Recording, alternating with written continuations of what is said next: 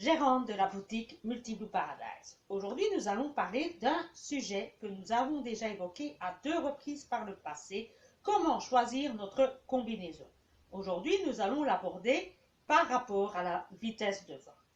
Précédemment, dans la vidéo 1, je vous évoquais le choix de la combinaison par rapport à votre discipline. Dans la vidéo 2, je vous ai expliqué les différentes caractéristiques des différents tissus, leurs propriétés et leur poids. Aujourd'hui, ce sera par rapport à la vitesse de vent, la résistance des tissus face à la vitesse du vent. Quel tissu choisir avec quelle vitesse de vent?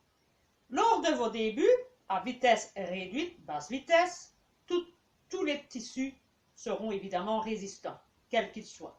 Donc vous pourrez utiliser, sans trop vous tracasser, aussi bien le polycoton, le cordura, l'élastane, le tasselin. Une fois que vous aborderez une vitesse un peu plus élevée, ce qu'on appelle la vitesse moyenne, là, on vous déconseille le cordura. Ne restez donc plus qu'en polycoton et en nylon, c'est-à-dire tasselin et élastane. Une fois que vous aborderez la haute vitesse, que vous ferez du head down ou du sit fly, nous vous conseillons alors de rester uniquement en nylon, c'est-à-dire en tasselin, en nylon et en élastane, qui est en fait du polyuréthane mélangé à du nylon. Voilà. Que faire alors? Si vous voulez être simple et facile et jamais vous tromper, moi je vous conseille 2 pistes. Soit vous commencez en polycoton qui est très agréable et qui est un peu plus lourd. Et lorsque vous arriverez en vitesse moyenne et déjà un peu plus avancé en vitesse haute, la passer directement en tasselin.